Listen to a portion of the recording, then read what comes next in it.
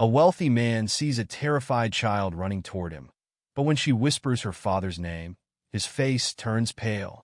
Sarah clutched her backpack straps tighter as she walked down Maple Avenue, her footsteps quickening with each passing mansion. The autumn wind rustled through her oversized beige sweater, but it wasn't the cold making her shiver. Something felt wrong. She checked her phone again. 4:15 p.m. Her mother wouldn't finish cleaning the Hamilton house for another 2 hours. Usually, Sarah didn't mind the walk from her new bus stop to where her mom worked. It was only 3 blocks. But lately, things had changed. A car door slammed somewhere behind her. Sarah jumped, her heart racing as she spun around. Just Mrs. Peterson getting her groceries. She forced herself to breathe normally, the way her counselor had taught her after Dad died. "It's okay. It's okay," she whispered to herself, continuing her walk. The sidewalk stretched ahead, lined with perfectly manicured lawns and towering oak trees. Beautiful, unless you were an 11-year-old girl who kept seeing the same blue hoodie everywhere. Her phone buzzed. A text from her mom. "Everything okay, sweetie? Don't forget to use the back entrance." Sarah typed back quickly, walking there now. "I'm fine." She wasn't fine, but Mom had enough to worry about with the medical bills and taking care of Emily. The memories of 3 years ago crashed over her without warning. The police at their door. Mom crying. "Your father was trying to stop a robbery." Sarah shook her head hard, forcing the thoughts away.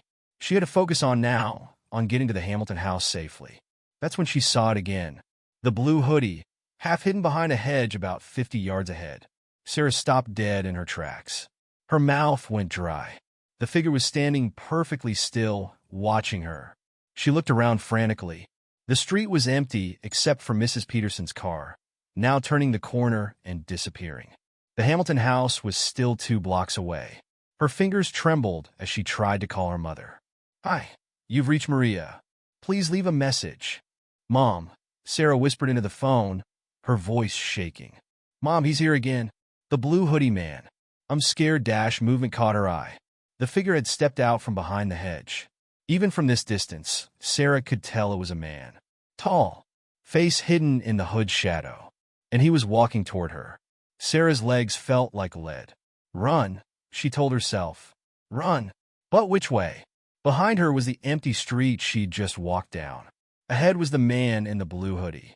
To her right, a high fence. To her left, the sound of a door opening made her head snap to the left. A well-dressed older man was walking out of one of the mansions, keys jingling in his hand as he headed toward a black Mercedes in the circular driveway. Sarah knew him, or at least knew of him. Richard Cole, the businessman who sometimes gave neighborhood kids ice cream money during summer. Mom had cleaned his house once or twice. He was heading to his car, hadn't seen her yet. The footsteps behind her grew closer. Sarah could hear them now, steady and purposeful. Her whole body was trembling. "Please," she whispered to herself. "Please, please, please." Mr. Cole was unlocking his car door. In seconds, he'd be gone. The footsteps were getting closer. Sarah looked over her shoulder. The man in the blue hoodie was only 30 feet away now, walking faster. Her body unfroze. With a burst of desperate energy, Sarah sprinted toward Mr. Cole's driveway. Her backpack bounced against her spine, her shoes slapping against the concrete. The man behind her started running too. She could hear him speeding up. "Mr. Cole?" Her voice came out as a terrified squeak. "Mr. Cole, please." The businessman turned, startled. Sarah reached him just as he was opening his car door. She grabbed his sleeve with both hands, her entire body shaking. "Please," she gasped. "Please help me. There's a man. He's following me. He's been following me for days." Mr. Cole looked down at her, then up at the street. His expression changed instantly from confusion to alarm. Sarah didn't dare look back, but she could feel the presence behind her, getting closer. "Get in the car," Mr. Cole said firmly, opening the back door. "Now!" Sarah dove into the back seat. Mr. Cole quickly got into the driver's seat, locking all doors with a sharp click. Through the tinted windows, Sarah could see the man in the blue hoodie standing at the end of the driveway, watching them. "Has he been following you home from school?" Mr. Cole asked, his voice tight. Sarah nodded, unable to take her eyes off the figure. For days. I changed bus stops, but he found me again. I didn't know what to do. She was crying now, the terror of the past few days finally breaking through. Mr. Cole pulled out his phone. I'm calling the police, he said. You're safe now. I promise. He started dialing, then paused. What's your name? Sarah, she whispered. Sarah Martinez. Mr. Cole's finger froze over the phone. His face went pale as he stared at her in the rearview mirror. Martinez, he repeated. Your father? Was he Thomas Martinez? Sarah nodded, wiping her eyes. Yes, he died 3 years ago. During a robbery at Dash, at Riverside Middle School, Mr. Cole finished, his voice barely audible. He looked back at the driveway, but the man in the blue hoodie was gone. His hands were shaking slightly as he dialed 911. This is Richard Cole at 1242 Maple Avenue, he said into the phone. I need police here immediately. There's a young girl here being stalked, and I think it's connected to Thomas Martinez's murder. The police arrived within minutes, their sirens silent, but lights flashing. Sarah sat in Mr. Cole's study, wrapped in a blanket one of his housekeepers had brought. Her hands still trembled around the mug of hot chocolate she hadn't touched. Tell me exactly what happened, Officer Roberts said, notebook ready. She was a kind-faced woman with gray-streaked hair, but Sarah could barely look at her. He's been following me for days, Sarah said, her voice small. Always in the same blue hoodie. At first, I thought maybe I was imagining it, but then what, sweetheart? Officer Roberts prompted gently. Then I saw him near Emily's school. Sarah's fingers tightened around the mug. My little sister. He was just standing there, during recess, watching. Mr. Cole, who had been pacing by the window, stopped abruptly. You didn't mention that before. I was scared, Sarah whispered. Mom's been so worried about money since she got sick, and Emily's already having nightmares about Dad, and She swallowed hard. I thought if I changed my bus stop, took different routes. Officer Roberts nodded encouragingly. That was smart thinking, but you did the right thing asking for help today. Can you describe the man? Sarah closed her eyes, trying to remember details. Tall. Maybe as tall as Mr. Cole. The hoodie was dark blue, kind of old-looking. And her eyes snapped open. He dropped something when he ran away. Dropped something? Mr. Cole moved closer. Where? Into the driveway. I saw it from the car. A piece of paper. Officer Roberts spoke into her radio, and moments later, another officer appeared with an evidence bag. Inside was a crumpled sheet of paper. Sarah's breath caught. That's from my school, she said. That's Riverside Middle School letterhead. Mr. Cole took the bag with gloved hands, his face tightening as he read. It's a maintenance schedule. From 3 years ago. The room went very quiet. Sarah looked between the adults, her heart pounding. What does that mean?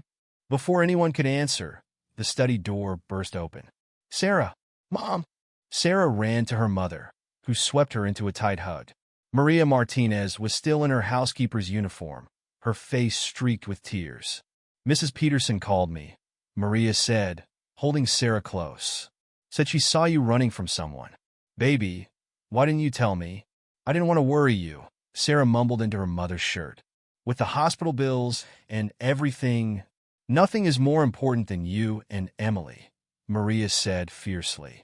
Then she noticed Mr. Cole, and her body stiffened. Mr. Cole, thank you for helping my daughter. Mr. Cole seemed unable to meet her eyes. Mrs. Martinez, please sit down. There's something you need to know. Know what? Maria's arms tightened around Sarah. What's going on? Officer Roberts cleared her throat. Ma'am, we have reason to believe your daughter's stalker might be connected to your husband's case. Maria's face went white. She sank into a nearby chair, pulling Sarah close. That's impossible. They said it was a robbery gone wrong. Random violence. That's what everyone said. Everyone was wrong, Mr. Cole said quietly. He held up the evidence bag. This maintenance schedule, it's from the week Tom died. And there's something written on the back. Sarah leaned forward, squinting at the paper. Through the plastic, she could make out words scrawled in messy handwriting. Should have kept quiet, Tom. Now she'll pay too. Maria made a choke sound. Sarah felt her mother's hand shaking. I don't understand, Sarah said. What did Dad need to keep quiet about? Mr. Cole ran a hand through his silver hair, looking suddenly much older. Your father. He was more than just a janitor at Riverside. He was investigating something. Something dangerous. How do you know that? Maria demanded. Because I was on the school board, Mr. Cole said heavily. And the night before he died, Tom came to me with evidence. Evidence of... He stopped, looking at Sarah. I'm not a baby, Sarah said, anger finally breaking through her fear. Tell me, please. Mr. Cole nodded slowly. Evidence of money being stolen from the school. Lots of money. But before we could go to the authorities, he was killed, Maria whispered. Oh, God. All this time, Officer Roberts stood up. Mr. Cole, we'll need that evidence now. And a protective detail for the Martinez family. They can stay here, Mr. Cole said immediately. I have plenty of room, and the house is security. No, Maria started to say, but Sarah grabbed her hand. Please, Mom, she begged. I'm scared to go home. What if he comes there? What about Emily? Maria closed her eyes for a moment. When she opened them, they were full of tears but determined. Okay, but just until they catch him, I'll have someone pick up Emily from her after-school program, Officer Roberts said. And Mr. Cole, we'll need everything you remember about that conversation with Mr. Martinez. As the adults talked logistics, Sarah sat quietly processing. Her father hadn't died randomly. He'd been trying to do the right thing. And now, somehow, she was caught in the middle of whatever he discovered. A movement outside the study window caught her eye. For a heart-stopping moment, she thought she saw a flash of blue. But it was just a curtain moving in the wind. Still, she couldn't shake the feeling that somewhere out there, the man in the blue hoodie was watching, waiting, and he knew exactly who she was. Mr. Cole, she said suddenly, interrupting the adult conversation. What did Dad tell you? What exactly did he find? The room went quiet again. Mr. Cole looked at Officer Roberts, who nodded slightly. He found financial records, Mr. Cole said carefully. Records that showed someone was stealing money meant for student programs. But more than that, he hesitated. He found a name, and that name, well, that's why I went pale when you told me who you were. What name? Sarah and her mother asked simultaneously. Mr. Cole took a deep breath. The name was Martinez, but not Thomas Martinez. He looked directly at Sarah. It was Roberto Martinez, your uncle, the man who recommended your father for the janitor job in the first place. Night had fallen over the Cole mansion. Sarah sat on a window seat in the guest room, watching police cars patrol the street below. Her little sister, Emily, slept fitfully on the massive bed behind her, still confused about their sudden sleepover at the fancy house. A soft knock made her jump. Come in, she whispered. Her mother entered, looking exhausted in borrowed pajamas. You should try to sleep, Mija. Can't, Sarah said. Mom, did you know about Uncle Roberto? Maria sat beside her daughter, pulling her close. Your father and his brother, they were complicated. Roberto always had big dreams, schemes to get rich quick. Your father just wanted an honest life. But they worked at the same school. Roberto was on the school board first. He helped your father get the maintenance job. Maria's voice hardened. We haven't seen him since the funeral. More footsteps approached. Mr. Cole appeared in the doorway, his tie loosened, holding a manila folder. Mrs. Martinez. Sarah. The police found something. Sarah's mother tensed. Emily's sleeping. She'll be okay, Sarah said, carefully getting up. I want to hear. They followed Mr. Cole to his study. Officer Roberts was there with two other detectives. Papers spread across the massive desk. The crumpled maintenance schedule lay in the center. We analyzed the handwriting, Officer Roberts said. It matches samples we have from Roberto Martinez. Maria sank into a chair. Dios mío. But why? Why would money? One of the detectives said bluntly. We've been investigating missing funds from several school districts. Millions of dollars meant for student programs, all disappearing through a complex network of fake contractors. Roberto Martinez's name keeps coming up. Tom figured it out, Mr. Cole said quietly. He came to me with proof that Roberto was at the center of it all. We were supposed to meet with the FBI the next morning, but someone killed him first, Sarah finished. The adults looked at her in surprise, but she kept going. That's why the man in the blue hoodie is following me, isn't it? They think Dad told me something, Sarah, her mother started, but Officer Roberts held up a hand. She's right, the officer said, and she might be in more danger than we thought. We found this in Roberto Martinez's last known address. She slid a photograph across the desk. Sarah leaned forward. It was a picture of her and Emily at school, taken through a fence. On the back was written, "Insurance." Maria made a strangled sound. Mr. Cole's face darkened with anger. "We're moving the protection detail to 24/7, Officer Roberts said. "And we need to move you somewhere safer than Dash." A sharp crash from upstairs cut her off. Sarah's heart stopped. "Emily," she whispered. Everything happened at once. The officers drew their weapons, racing toward the stairs. Mr. Cole hit a button on his desk, and metal shutters began closing over all the windows. Maria grabbed Sarah, pulling her close. "Stay here," Officer Roberts commanded, but Sarah broke free from her mother's grip. "She's my sister." Sarah ran, her mother and Mr. Cole right behind her. They reached the guest room door just as a scream pierced the air. The room was chaos. The window was shattered, glass everywhere. Two officers had someone pinned to the floor, someone in a blue hoodie. Emily was huddled in a corner, crying but unharmed. "Emily!" Sarah rushed to her sister, shielding her with her body. It's okay, I'm here. Secure the perimeter," Officer Roberts shouted. "Check for accomplices." The man in the blue hoodie struggled as they handcuffed him. When they pulled back his hood, Sarah gasped. It wasn't Roberto. It was Mr. Jensen, the assistant janitor who had worked with her father. "Why?" Sarah demanded, her fear turning to anger. "Why are you doing this?" Jensen spat blood from his cut lip, grinning madly. "Ask your precious Mr. Cole. Ask him about the real money." Tom knew everything. Mr. Cole had gone very still. Officer Roberts turned to him slowly. "Care to explain?" "He's lying," Mr. Cole said, but his voice shook slightly. "Tom came to me for help." "Did he?" Jensen laughed harshly. "Or did he figure out you were Roberto's partner? That you've been stealing from kids for years?" "No," Sarah whispered. She looked at Mr. Cole, remembering how quickly he'd offered to help, how much he seemed to know. "No, you helped me?" "To cover his tracks," Jensen said. "Roberto's gone. Disappeared with millions. Left Cole here to clean up the mess, including you too." Maria pulled both her daughters close. "Is it true?" Mr. Cole opened his mouth, closed it. Then, very slowly, he reached for his pocket.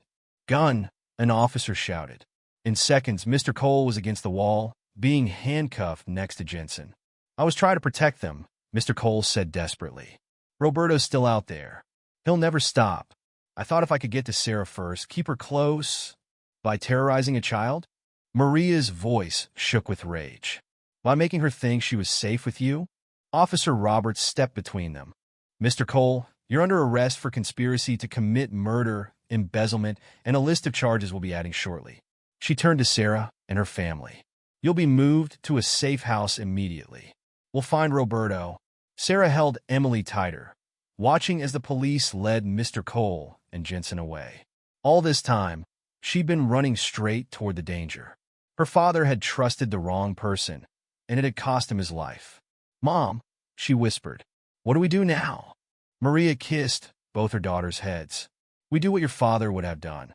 We tell the truth. All of it."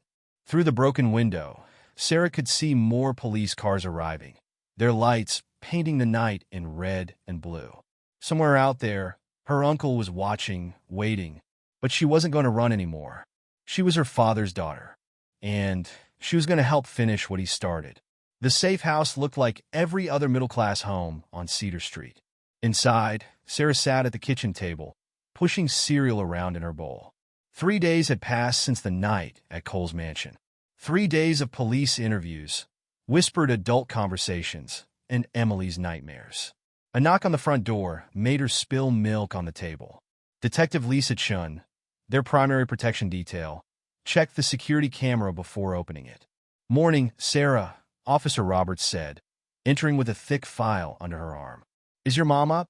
"Right here," Maria called, coming down the stairs in her work clothes. The police had insisted she take time off from housekeeping, but she'd refused. "We can't hide forever."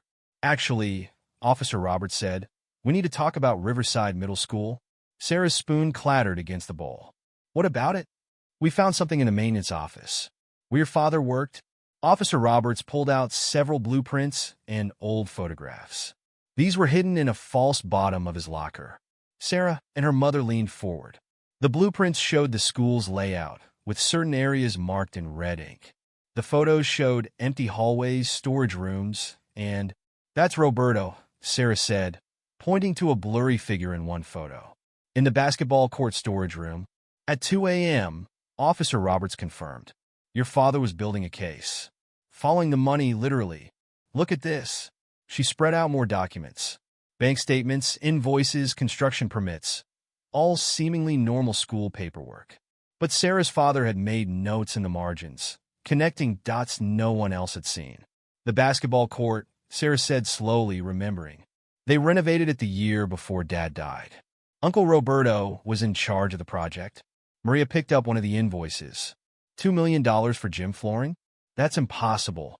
Exactly, Officer Roberts said. The money went in, but most of it went right back out through shell companies. Companies owned by Roberto Martinez and Richard Cole. Sarah stood up suddenly. I need to go to school? Absolutely not. Her mother started, but Sarah cut her off. Dad's evidence is there, Mom. He was smart. He wouldn't keep everything in one place. Remember how he used to say the best hiding place is in plain sight? Officer Roberts studied her thoughtfully. You think there's more? I know there is. Sarah pointed to the blueprint. Look at these red marks. They're all places that got renovated right before Dad died, including my locker area. A long silence followed. Finally, Officer Roberts nodded. We can arrange a controlled visit. Sunday, when the school's empty. Full tactical team. I'm coming too, Maria said firmly. 2 days later, Sarah stood in the empty halls of Riverside Middle School, surrounded by armed officers. The building felt different on a weekend, darker, fuller of shadows. Or maybe that was just her imagination. This way, she said, leading them to the 6th grade lockers. Her footsteps echoed on the newly installed floors that had cost far more on paper than in reality. Her father's note markings had shown special attention to this area. Sarah ran her hand along the lockers, remembering how he used to wave to her between classes while doing his rounds. Dad was thorough, she said, thinking out loud. He would have wanted proof that would last, something they couldn't easily destroy.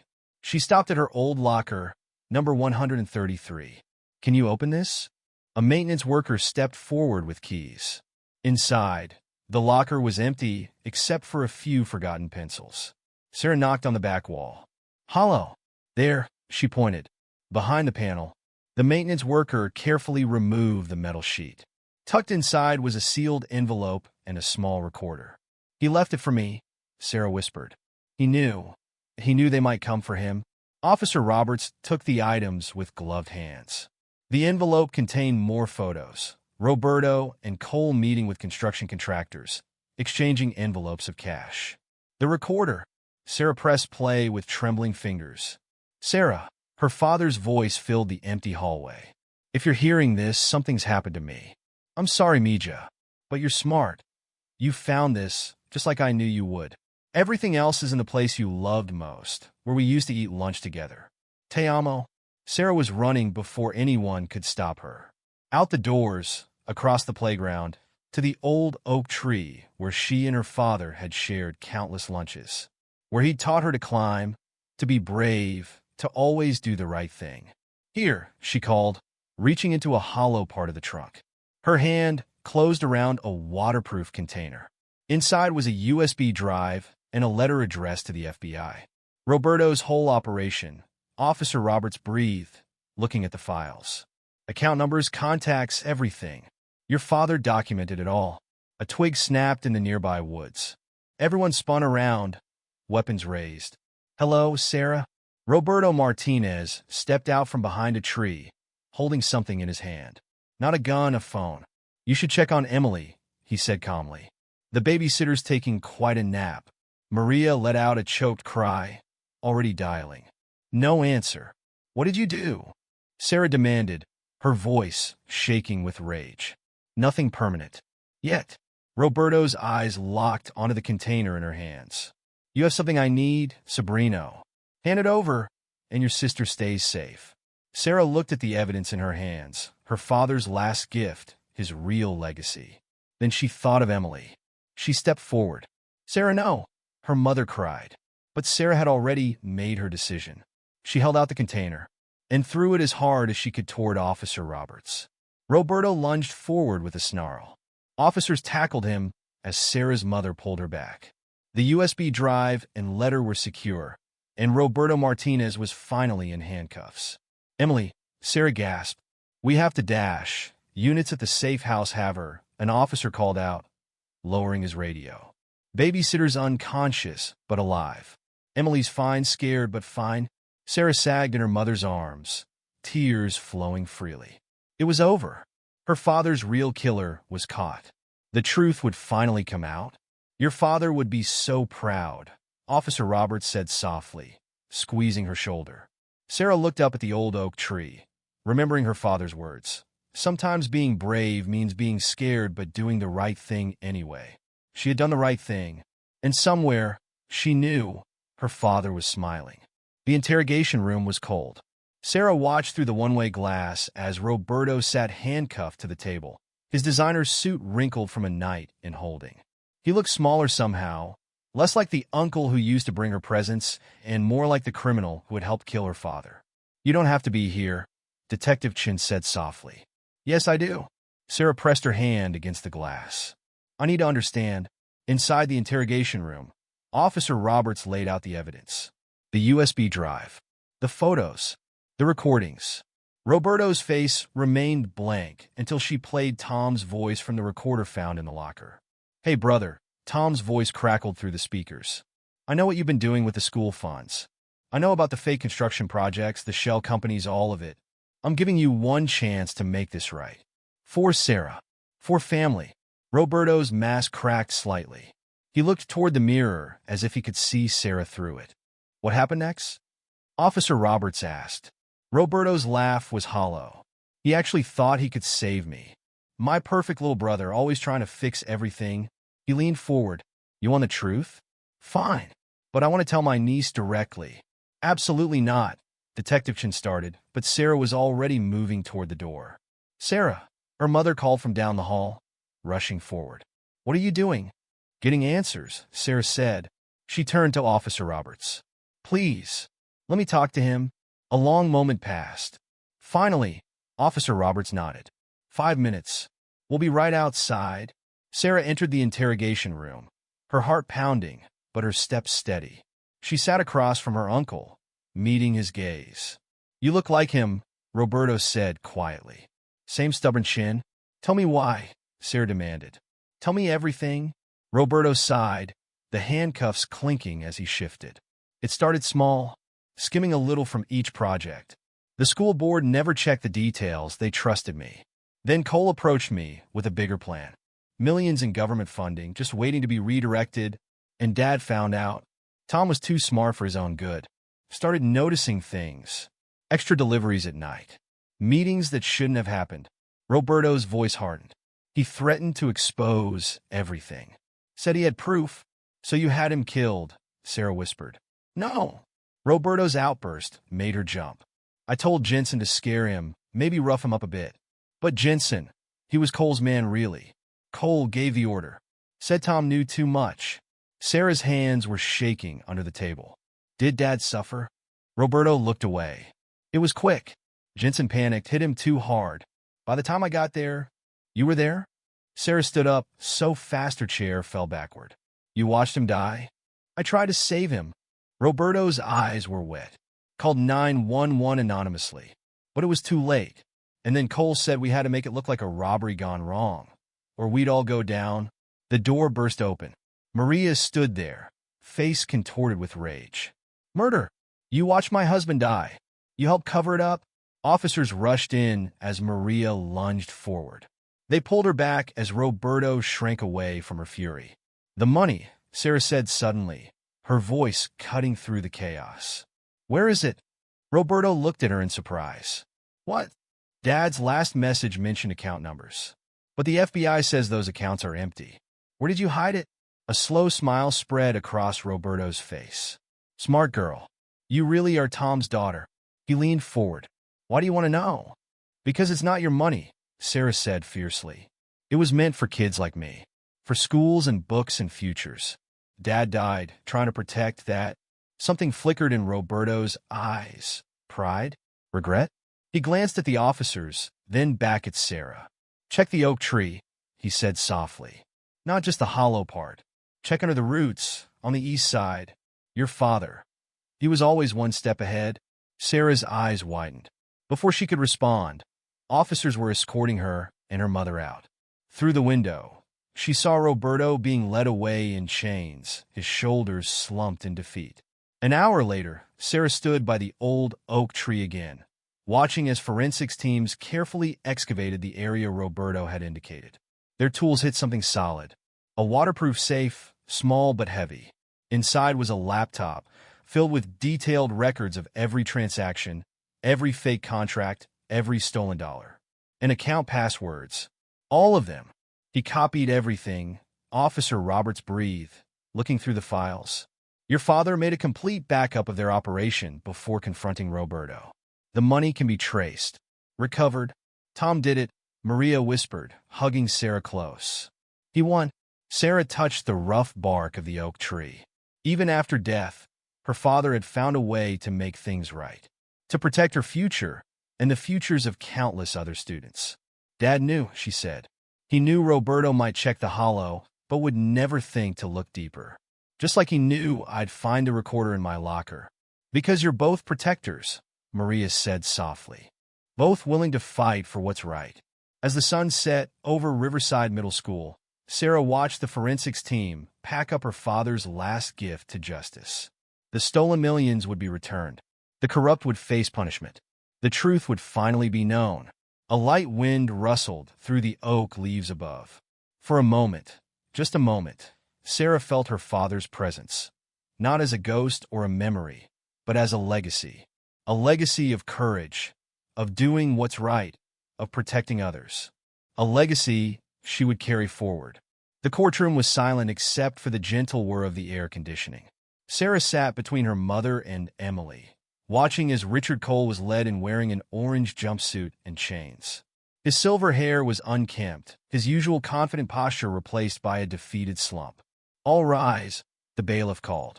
The Honorable Judge Ramirez presiding. Sarah's hands clenched in her lap as Cole's attorney approached the bench. It had been 2 weeks since Roberto's confession, 2 weeks of preparing for this moment. The prosecution had offered Cole a deal, testify about everything he knew, and they'd recommend a lighter sentence. Your Honor, the prosecutor began, Mr. Cole has agreed to provide full testimony regarding the embezzlement scheme at Riverside Middle School, as well as his role in the death of Thomas Martinez. Sarah felt her mother stiffen beside her. Emily, still too young to fully understand, squeezed her sister's hand. Cole took the stand. His voice trembled as he recounted the scheme. How he'd used his position on the school board to approve Roberto's fake construction projects. How they'd laundered millions through shell companies. How they'd planned to retire rich men. Then came the part Sarah had been dreading. Tell us about the night Thomas Martinez died, the prosecutor said. Cole swallowed hard. Tom, he was a good man. Too good. He came to me first, before going to Roberto. Showed me evidence of what we'd been doing. Said he'd keep quiet if we returned the money. Made it right. And what did you do? I called Roberto immediately. Cole's eyes darted to Sarah, then away. We agreed Tom had to be stopped. Roberto suggested using Jensen. He knew about our operation, wanted a bigger cut. The plan was just to scare Tom, maybe rough him up a bit. But that's not what happened, was it? Cole's facade cracked. Jensen went too far. Hit Tom in the head with a pipe. When he fell, there was so much blood. His voice broke. Roberto called 911, but I stopped him from staying. Said we had to make it look like a robbery. Had to protect ourselves. You chose to let my father die, Sarah said loudly, unable to contain herself. The judge gavelled for order, but she kept going. You could have saved him. Sarah, her mother whispered, trying to pull her back down. But Cole had turned to face her fully, tears streaming down his face. You're right. I could have. Should have. Your father came to me for help. and I betrayed him. Then when I saw you running from Jensen that day, I thought I could make it right. Protect you the way I failed to protect your father. By having me followed? By terrorizing my sister." Sarah's voice shook with anger. "You're just like Jensen, a coward who hurts kids." "Order!" Judge Ramirez banged her gavel. "Miss Martinez, please sit down or you'll be removed from the courtroom." Sarah sat, trembling with rage and grief. The testimony continued details about offshore accounts, falsified documents, the complex web of lies that had led to her father's death. Through it all, she stared at Cole, memorizing his face, wanting him to feel the weight of what he'd done. Finally, the judge called a recess. As officers led Cole away, he turned one last time. "Sarah," he called out, "I'm sorry. I know it means nothing, but I'm sorry." "You're right," she said clearly. "It means nothing." In the hallway, Emily tugged at Sarah's sleeve. "Is the bad man going to jail?" Sarah knelt down to her sister's level. "Yes, Mia Moore. Him and Uncle Roberto and Mr. Jensen. They can't hurt anyone anymore. Like Daddy." Emily's lower lip trembled. "They hurt Daddy." Sarah pulled her sister close, feeling her mother's arms wrap around them both. "Yes, they hurt Daddy. But you know what? Daddy won in the end. He left us all the proof we needed to stop them. He protected us, even after he was gone." "The sentencing will be next week," Officer Roberts said, approaching them. "With Cole's testimony and all the evidence your father gathered, they're looking at serious time. The money's being recovered too. The school board's already talking about a scholarship fund in Tom's name." Maria wiped tears from her eyes. "He would have liked that. Education meant everything to him." "Miss Martinez?" A young reporter stepped forward tentatively. "Would you be willing to make a statement? About your father's legacy?" Sarah looked at her mother, who nodded encouragingly. Standing straight, chin up just like her father had taught her, Sarah faced the small crowd of reporters. "My father was a maintenance worker who saw wrong being done and decided to stop it.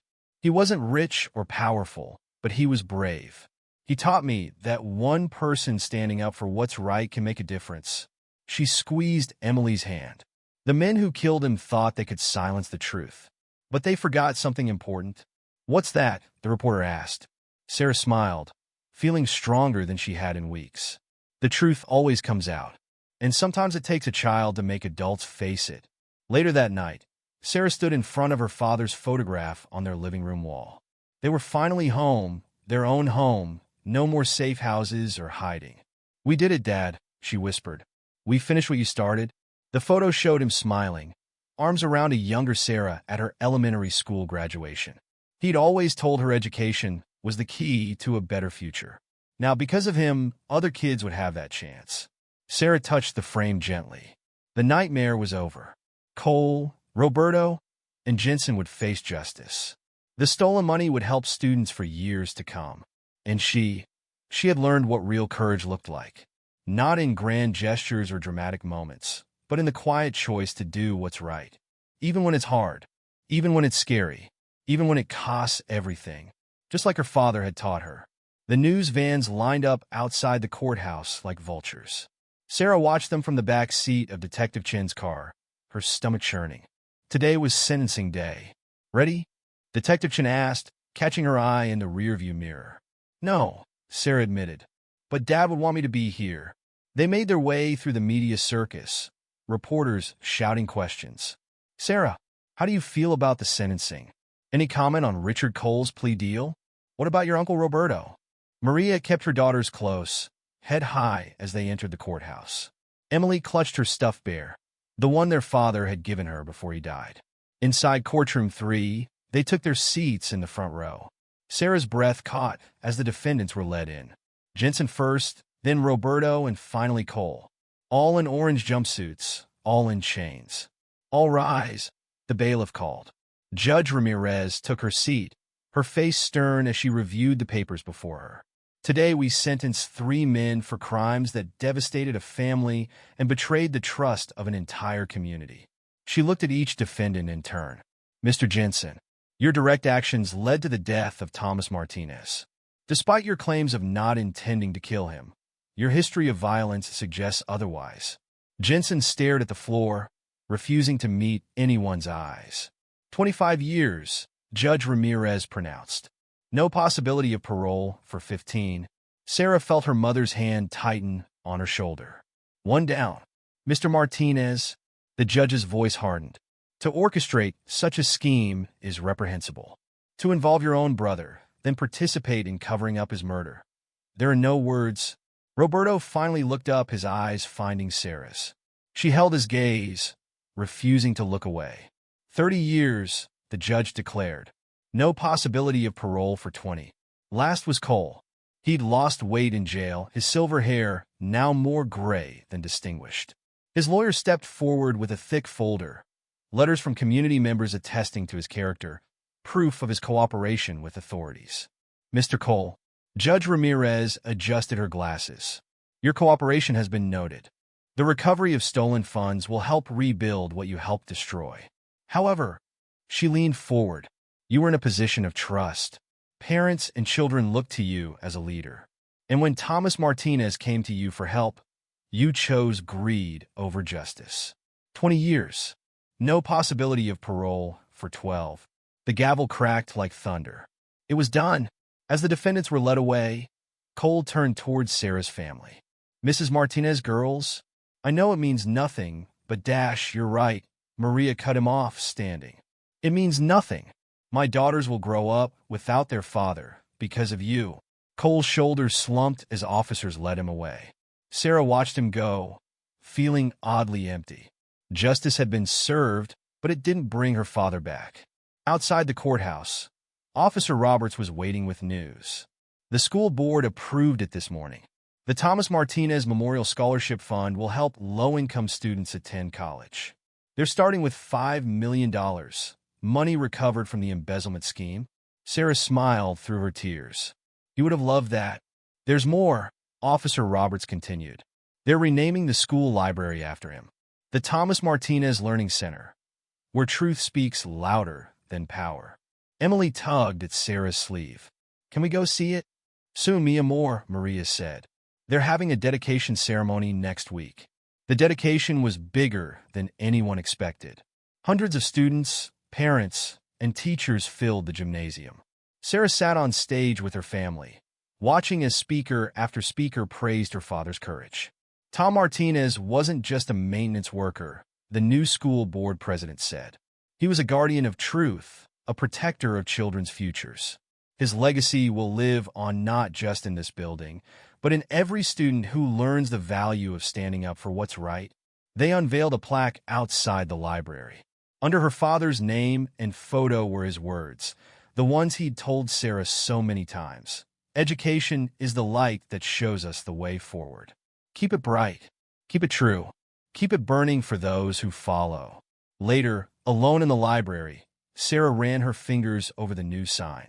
The shelves were filled with new books, textbooks, novels, research materials. Resources that would have been stolen away if her father hadn't taken a stand. Miss Martinez? She turned to find a young girl, maybe 7 or 8, holding a library card. Are you really her? The girl asked. The one whose dad saved the school? Sarah knelt down to the girl's level. He did more than save the school. He showed us that one person can make a difference, no matter who they are. The girl nodded solemnly. My mom says I can go to college now because of the scholarship your dad made happen. What do you want to study? I want to be a judge, the girl declared. So I can help make things right like Judge Ramirez did for your dad. Sarah felt tears prick her eyes. I think that's a wonderful idea. After the girl left, Sarah stayed in the library until sunset. She could almost feel her father's presence among the books, in the quiet spaces where truth lived. We did it, Dad, she whispered. The bad guys are in jail. The money's going to help kids. And people know, they know who you really were. The last rays of sun streamed through the windows, catching the gold letters of his name. Thomas Martinez, father, hero, protector of truth. Justice had been served. But more than that, hope had been restored. Hope for a future where courage wasn't measured by power or money, but by the simple choice to do what's right. That was her father's real legacy. And Sarah would spend the rest of her life making sure it lived on. 3 months after the sentencing, Sarah sat in Dr. Patterson's office, fidgeting with the stress ball the counselor had given her during their first session. The walls were painted a soft blue, meant to be calming, but Sarah's mind was racing. "You seem distracted today," Dr. Patterson noted, adjusting her round glasses. "I got a letter," Sarah said. "From Uncle Roberto." Dr. Patterson leaned forward slightly. "Have you read it?" "No." Sarah squeezed the ball harder. "Mom wanted to throw it away, but I kept it." "Why do you think you kept it?" Sarah stared out the window. 3 floors below, students were leaving Riverside Middle School, their backpacks bouncing as they ran to waiting cars and buses. Normal kids with normal lives. "Because he's still my uncle," she whispered. "Even after everything, he's still Dad's brother." "Would you like to read it now?" Dr. Patterson asked. "Together?" Sarah pulled the crumpled envelope from her jacket pocket. Her hands trembled as she opened it. "Dear Sarah," she read aloud, "I don't expect forgiveness. I don't deserve it. But there's something you should know about your father." She had to stop, tears blurring the words. "Take your time," Dr. Patterson said gently. Sarah wiped her eyes and continued. "The night he died, his last words weren't about the money or the scheme. They were about you and Emily. 'Take care of my girls,' he said. Even then, bleeding out, he was thinking of you." The stress ball fell from her hands, rolling under a chair. "I failed him." "Failed you?" "The money, the power, none of it was worth losing my brother. I know these words mean nothing, but I want you to know, Tom was the best of us. And you, Sarah, you're just like him. Brave. True. Unbreakable. I'm sorry I forgot what family really means. Love, Uncle Roberto." Silence filled the office. Dr. Patterson waited patiently as Sarah folded the letter back into its envelope. "What are you feeling?" the counselor finally asked. "I don't know." Sarah picked up the stress ball again. "Part of me wants to hate him forever. But another part remembers the uncle who brought you presents, who came to your birthday parties." "Yeah." Sarah's voice cracked. "Is that wrong? To still love someone who helped kill your dad?" "There's no wrong way to feel, Sarah. Emotions are complex, especially when it comes to family." Outside, a school bus honked. Sarah watched it pull away, remembering how her father used to wave to her from the maintenance door every morning. "I had another nightmare last night," she admitted. "About the man in the blue hoodie. Jensen. Those may take time to fade," Dr. Patterson said. "But you're safe now." They all received their sentences. Justice was served, but Dad's still gone. Sarah's voice was barely audible. "All the justice in the world won't bring him back." Dr. Patterson moved to sit beside her on the couch. "No, it won't. But look at what his legacy has already accomplished. The scholarship fund, the library, and most importantly, you and Emily carrying his courage forward." Sarah nodded, thinking of her sister. Emily had started sleeping through the night again. No more nightmares about bad men and hoodies. She'd even joined the school's reading club, proudly using her new library card with their father's name on the building. "Mom's doing better too," Sarah said. "The Victims' Compensation Fund helped with all the bills. And she got promoted at work. She's managing the cleaning staff now at 3 different buildings." "Your whole family is healing," Dr. Patterson observed. "It's okay if that healing isn't perfect or complete. It's a process." Sarah stood and walked to the window. Below, the last students were leaving. The new security cameras installed after everything happened tracked their movements, keeping them safe. "Sometimes I go sit in Dad's library," she said, just feeling close to him. "Last week, I helped a 6th grader with her math homework. Dad used to do that, you know? Help kids who stayed late after school. You're continuing his work." "Yeah." Sarah turned back to face Dr. Patterson. I think I want to be a teacher. Help kids like he did, just in a different way." Dr. Patterson smiled warmly. "I think he'd be very proud of that decision." The session ended with their usual grounding exercise. 5 things Sarah could see: her backpack, the stress ball, Dr. Patterson's degrees on the wall, the trees outside, the afternoon sun. For things she could touch: the soft couch, her father's old watch on her wrist, the letter in her pocket, her own steady heartbeat. Outside, her mother was waiting in their new car, bought with part of the victim's compensation. Emily sat in the back, reading a book from the Thomas Martinez Learning Center. "Good session?" Maria asked as Sarah buckled up. "Yeah." Sarah glanced at the envelope in her pocket.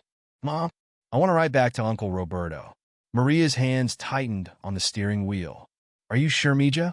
Not to forgive him, Sarah clarified. Just to, I don't know. Tell him about the library. About how Dad's still helping people. Even now. Her mother was quiet for a long moment. Finally, she nodded. Your father believed in redemption. In second chances. Not for killers like Jensen, but maybe for brothers who lost their way. They drove past Riverside Middle School. The afternoon sun caught the golden letters of her father's name on the library wall, making them shine like a beacon. Sarah, Emily called from the back seat. Can you help me with my book report? It's about standing up to bullies. Sarah smiled, reaching back to squeeze her sister's hand. Of course. Dad would want us to help each other, right? Right? Emily beamed. And guess what? I'm going to write about Daddy. About how he stood up to the biggest bullies of all.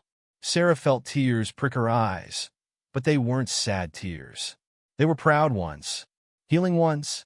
Their father's legacy lived on, in the library that bore his name, in the students who would benefit from his sacrifice, and most of all, in his daughters who carried his courage in their hearts. The wounds were still there. They might always be, but they were healing, day by day, truth by truth, love by love. Just like Tom Martinez would have wanted. 1 year to the day after the sentencing, Sarah stood at her father's grave. Fresh flowers brightened the morning air, lilies, his favorite. Behind her, dozens of people gathered for the memorial service, but she needed this moment alone. Hi, Dad, she whispered, touching the cool stone. A lot's happened since last time. The morning sun warmed her shoulders as she knelt by the headstone. Thomas Martinez, it read, beloved father, husband, and hero. Below was the date, and his favorite saying, truth lights the way. The first scholarships went out yesterday, she continued. 5 kids who couldn't afford college otherwise. You should have seen their faces, Dad. They're going to be doctors, teachers, even a judge. Sarah? Her mother's voice, gentle. They're ready to start? Sarah nodded, standing slowly. The crowd had grown. Students, teachers, parents, all gathered to honor the man who'd sacrificed everything for truth. Emily stood at the front, clutching a piece of paper. Principal Chun, Lisa, now that she'd left the police force for education, stepped forward to begin the ceremony. 1 year ago, we gathered to see justice served, she said. Today, we gather to celebrate legacy.